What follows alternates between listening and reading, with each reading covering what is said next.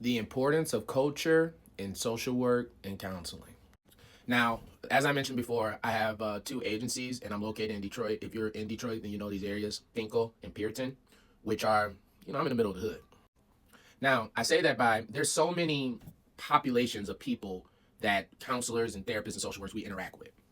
Doctors seek therapy, lawyers seek therapy, judges, high level executives, administrators, moms, dads, everyday people seek therapy. For me, however, I do work in community mental health that's in Detroit that's funded by Medicaid. So the population that I do deal with is on, socioeconomic wise, poverty and low income. And me being in Detroit, the issues that come my way are far different. Okay, so I'm dealing with a lot of street things. I'm dealing with grief and loss. I'm dealing with high levels of substance use. I'm dealing with some of these boys are doughboys. Some of these boys is I deal with it all. The biggest mistake, however, is not necessarily a mistake. It's where the field is, and there's a reason for that. And I'm going to get to that too. But culture is so important when you're sitting there in front of a 21-year-old, and I don't even like the term, but I'm just going to say it, YN. You in front of that. You talking all that big book talk knowledge, sounding like you from the smartest person in the room and all of that. Sometimes, don't get me wrong. This is when, as a therapist, you got to read the room.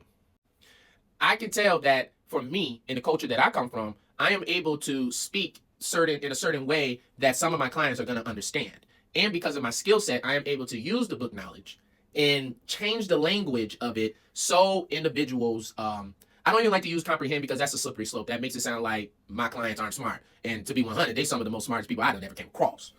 But there are individuals that have a little bit of literacy issues, or their intellect or their understanding of things need to be explained in a different way.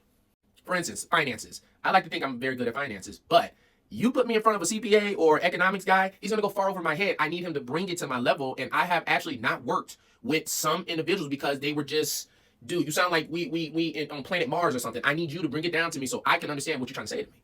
Sometimes all it takes is, look, bro, you tripping and you know you tripping. Because first of all, last time we sat and talked, you said that you was going to stop doing said behavior, and here you are right back telling me that you're doing it again, and now you upset about the outcome that you got, bro. What are we going to do? Because I'm not going to sit up in here and we done talked about some of the history that got you to this point, okay? And I understand that, and I feel you with that. But so what we going to do? We going to end up in jail because you're not going to, what we doing, bro?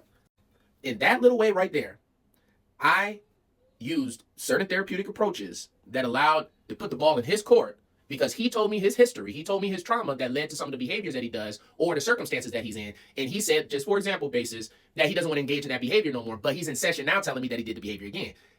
What we doing, bro? And I hit them with that, and sometimes they wake up. All that book talk not gonna get through to some of these clients, and I really want the field to be more accepting of that.